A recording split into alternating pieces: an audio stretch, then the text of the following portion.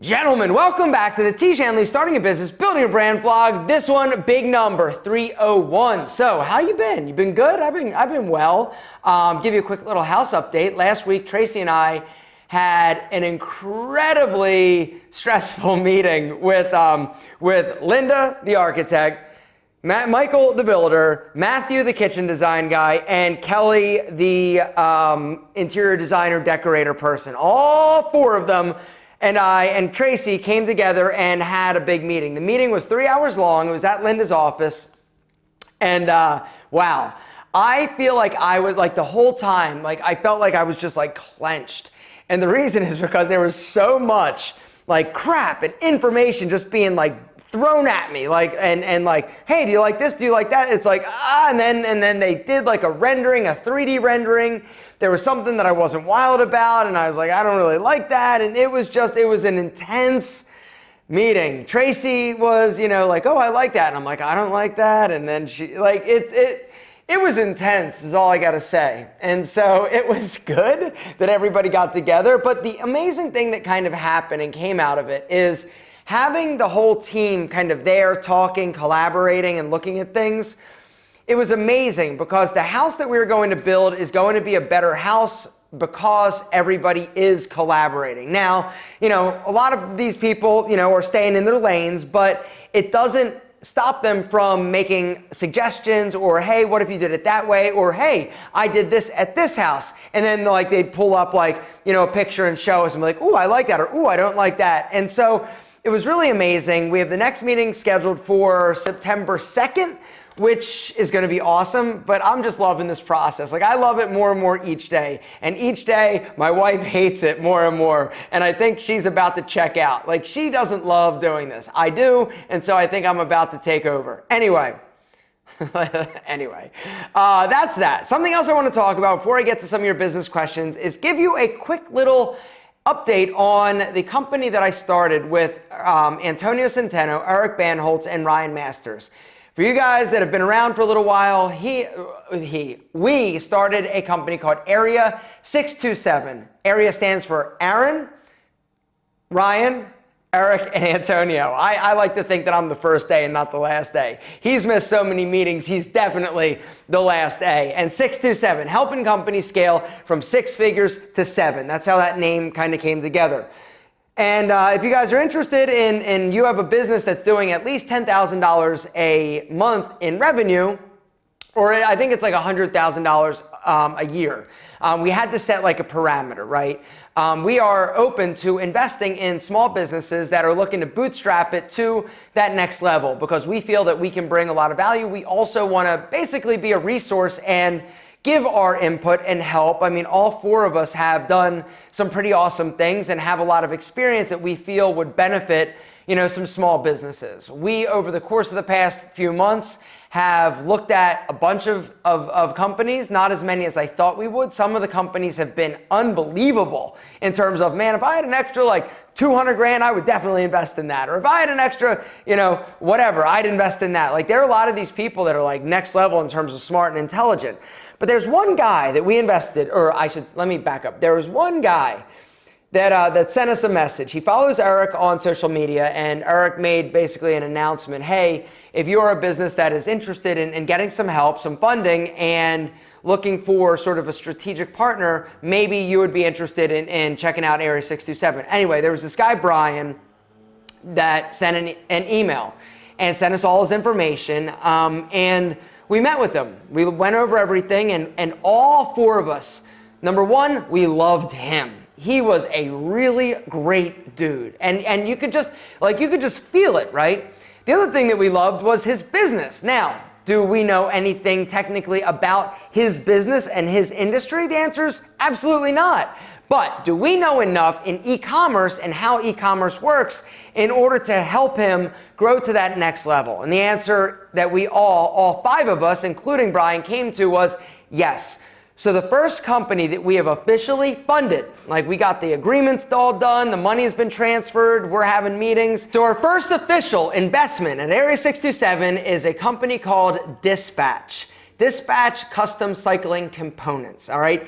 Here is an example of what Dispatch does, right? They make custom accessories for mountain bikes. Now you're like, yo, really? Is that really a thing? I didn't even know that it was a thing. But there's so much about this business that we love. There is so much about what we feel that we can help him do and get to that $1 million mark. We are super pumped and excited. Essentially what Brian does is those little like head gasket like things, they're the rings, they're made out of metal. He's got a die thing that actually and I know you're like, wait, are you trying to actually explain this? You're not doing a good job. He has a machine where there's like a template and he can basically custom manufacture these like head gaskets for your mountain bike. Way that it works, you get it and you with an Allen wrench unscrew the top, you replace it. We also sell like caps for the ends of like handlebars and some other custom accessories for mountain bikes. Now you're like, mountain bikes, really? Well, mountain bikes really is kind of what I'm going to tell you is that community. And those people are super passionate and into mountain biking. And if you hear somebody mowing the grass, there's somebody mowing the grass, and that is why you're hearing it, but I'm not stopping because I'm pumped about this. Anyway, he approached us, we looked at his business, and at the time, I believe he was charging, I think it was like $12 for a custom component. You get to choose the color, what it says. We also have some standard ones that have been popular that are like pretty funny, but some of them are a little bit edgy. But you order it and they get sent to you. All right. Now, something else that we loved about this business is it costs approximately, I think it's like 50 cents in terms of what it costs to actually manufacture one of these custom head gasket caps. At the time, I believe he was doing around $120,000 a year. Now, it costs like 50 cents. We're charging, $12, $13. The margins are amazing. It's also a product that when you see it on a bike, you automatically get what it is. And so we knew that, okay, if we can figure out that advertising mechanism, we know exactly who our audience is in terms of its mountain biking community, and something that you guys may not have known, and I didn't know this either.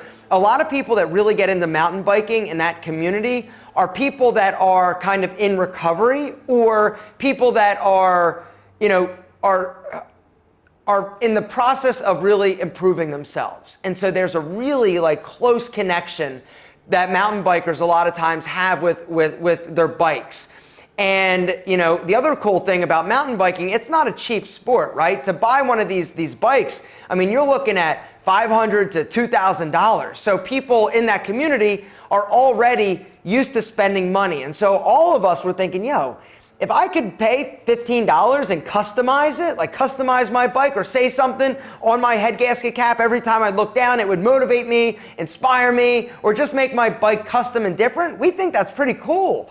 And apparently other people think that's pretty cool too, because when you're doing over $10,000 a month in these little caps. Now, he also sells some other things like t-shirts and, some mugs, some stickers, some wallets, some racing jerseys, like some different collateral. Anyway, the four of us absolutely fell in love with Brian, and we fell in love with this business, and we really feel like we can take it to that next level. And so even before the money was transferred, even before the agreements were signed, we started sort of going in and peeking behind kind of the dashboard, right? Ryan Masters is a whiz when it comes to paid traffic. So he was all right, going in and looking at some of the ads that they were doing, how they were performing, what the return on investment was. And he's like, okay, well, let's try this. And so he started tweaking and making some recommendations that actually worked. We also said, Brian, you're charging $13. We think that's the wrong price. And he's like, what do you mean? Well, we think it should be $19.95. He's like, no, that's way too much. I'm like, it's way too much. The difference emotionally and mentally from a buying perspective of buying something for $12 versus $19 is like nothing. You also factor in the fact that this is something custom. This is a custom accessory that you're going to buy for your $1,000 mountain bike. You don't think people spend 20 bucks? I do. And it was funny. I remember the call because we were all on a Zoom call. We were all talking about it. And I said, I think the price is wrong. And everybody, Ryan Masters, Antonio, and Eric were both like, yeah, the price is wrong. You need to jack up the price. And Brian, and this is one of the things that as an entrepreneur is super scary, right? You think, okay, you think that you know that this is the price and this is as much as your customer will spend. And you're scared, right? Because when you change something like that, what if sales absolutely plummet, drop through the floor? And while we were on the call, he actually is like, all right, and he changed it. And we're like, and I was inside, I was like, oh shit. I hope this actually works. I hope I'm right. Well, guess what happened? Boom. Next day, same amount of sales, and all that happened was his average order value went up. He ended up making more money, more profit for simply adding or actually making the price a little bit higher. It's under $20 and it just makes sense. And so then it was like, all right, well, what if we start helping people build more custom things? And so anyway, we are early stages with this business. We've already seen great growth in the past month that we've really rolled our sleeves up and gotten in there. And we're excited about what's going to happen. We feel that we can get this business up to $100,000 a month business. The answer is yes.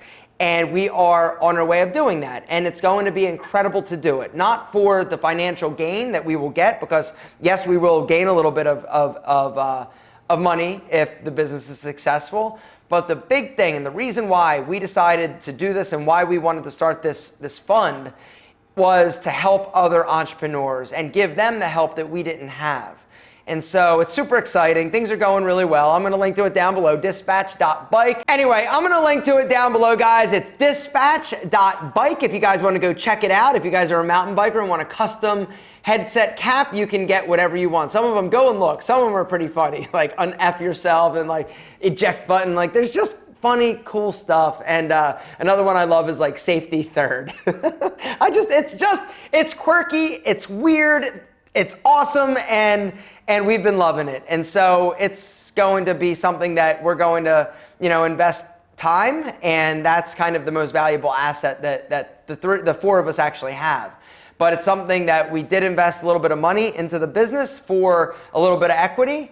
And it was enough equity that, it made us feel like it was worth it in terms of us spending our time, because like I said, that is the most valuable asset, because you can't buy more of that. But now, what I'd like to do, gentlemen, is actually get to some of your amazing business questions. Oh, and by the way, if you got any questions about this business specifically, let us know. Let me know down below. If you've got any business question, start it with business question and ask your question. Next week, we'll get to more of them.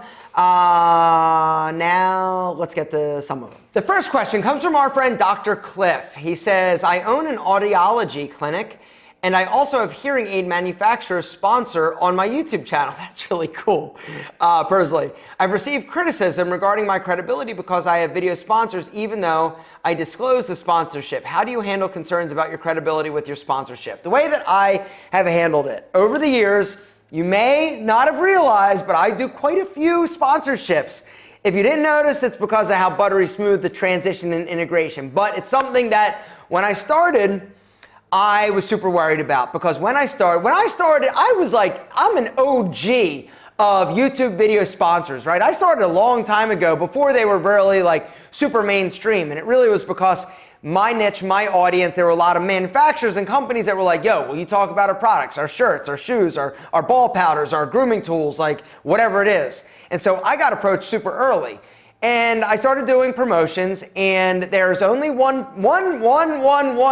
product that I promoted over the course of my illustrious promotional career that I regret promoting. And the reason is because I just took the paycheck. I didn't 100% believe in the product the way that I need to, and you need to, if you are going to do sponsorships and promotions. And that's kind of the big takeaway. If you are going to be doing promotions, I think there's absolutely nothing wrong with it. And if I'm being honest, I think that the audiences at this point have come to understand and respect the fact that you need to make a living. And if you can make a few bucks talking about a product you believe in, there's nothing wrong with that. Also, the way that, I think the other thing you need to kind of think about this is, how do you integrate a sponsorship? There are some people that it'll just be like a spot. Antonio Centeno, he does a lot of spots where the video will be about this, but then he's like, today's video sponsor, and then he'll integrate the sponsor. It doesn't necessarily correlate super closely all of the time to the topic that's actually being discussed. Me, the way that I do it, I'll get a sponsor that's like, all right, what topic can I integrate or work in the sponsor that actually makes sense, that's going to actually add value to the video, as opposed to me just having a spot. And what I have found, or my sponsors have found, is that because I do it that way, it is more advantageous because it is related to the content, related to the video, and it actually sells more, as opposed to just, hey, before we talk about how to manscape your balls, I'm going to tell you about how to whiten your teeth. Like, hey, today's video sponsor is Crest, and Crest is a great toothpaste. You're going to love it. All right, now onto the video. So that's not how I do it. But you've got to find what's right for you, believe in the products, and screw everybody else. The next business question is a great question from our friend Gelmir Lantigua. He says, hey, Alpha, when prepping or preparing to launch a business, how do you include your customer acquisition cost as a variable expense? This is a great question. I don't know how to answer this, if I'm being honest, because it's tough. Until you actually launch, you really don't know what your customer acquisition cost is going to be. And so you need to make some pretty intelligent guesses in terms of what it's actually going to cost you to acquire a customer. And so in terms of how you figure that out, I don't know. Prior to actually launching and testing, I don't know, unfortunately. That's an incredible question, honestly. I think there's probably, this is a great question, and I'm a little bit stumped because I've never really thought about it that way. I always sort of come up with the businesses, start selling, and because of the manner in which I sell things on YouTube or developing an email list or a pre-launch list, the customer acquisition cost is essentially like zero at that point, just my time and my effort. And so I think it does depend. And once you start actually generating revenue, then you've got some money that you can actually test and try different things and see where the best ROI or bang for your marketing buck is coming back at. There's probably standards. There's probably industry standards depending on what you're looking to do, what you're looking to launch. And there's definitely got to be something that you need to have an idea of, okay, I need to acquire customers at this in order to make this. And depending on your customer acquisition cost and what it ends up being, that may actually dictate your price a little bit. Because right now you're thinking you're launching your product at X dollars, and this is how much it's going to cost. And you think, or maybe assume, that your customer, say it's $40, our product is $40, and you assume, okay, I'm thinking that a realistic, marketing cost or customer acquisition cost is going to be $20, right? Now, the other thing you have to understand is remarketing and cold conversions is very different. Your cold traffic, you just advertising to somebody that has no idea what your business is or your product is, much more expensive than somebody that's already been to your website that you're getting in front of again. And so that first touch, that first time that person hears about you, that is going to be your most expensive. And then hopefully it basically balances out with the remarketing cost. And so if it costs $40 or you're charging $40, you think it's $20, maybe you find out that, okay, nope, it's $30 in terms of that's how much it costs to acquire a customer. Maybe I need to bump that price up to $50 or $45 in order to compensate for that additional money that it's costing me in order to drive that sale, drive that business. But this is an incredible question. Please report back because I'm interested, number one, of what your business is. And I'm super excited to hear about how it goes when you launch. So please keep us updated. This is awesome. Congratulations and good luck. The last business question is an amazing one, and I would do more, but I gotta run. I got a Pete Major call and then an enemy call. I got a call in literally like 10 minutes. So I got calls I gotta get to, but this business question is amazing. It says, it's from our friend Ray, Ray Nout. He says, business owners often think more long-term and on a larger scale about the right direction for their business to go in compared to employees. This can lead to dissatisfied employees or conflict between employees and employer. How do you know when to listen to your employees and when to stick to your own ideas? This is such an amazing question. And I love it. I love this question because yes, as a leader of your business, It is your job to set the direction, right? What is that North Star? What is the culture of your business? It starts with you. Now, your employees, you're right. Like if they don't buy into it up front, this is a recipe for disaster. And so what I would recommend is when you're doing hiring, you really need to do a good job vetting and making sure that the goals and the what am I trying to say? The ideals of your employees align with your strategic direction, and it is your job to keep people happy, to keep them motivated as much as you can. But there does come a time where sometimes your employees may not be happy, may not be satisfied. You need to offer them a platform in order to give you criticism or feedback though. This is one of the reasons why reviews are so incredibly important. Because as a leader, a lot of times we do get blinded, right? Tunnel vision. We are focused long term, and a lot of times we can lose sight of some of the smaller things that do make a difference in terms of your growth as a company and your help and your employees, I should say, your employee satisfaction. It's critical to solicit feedback to make sure that people are happy, but sometimes you can't, you're not gonna jive. Somebody may not be happy.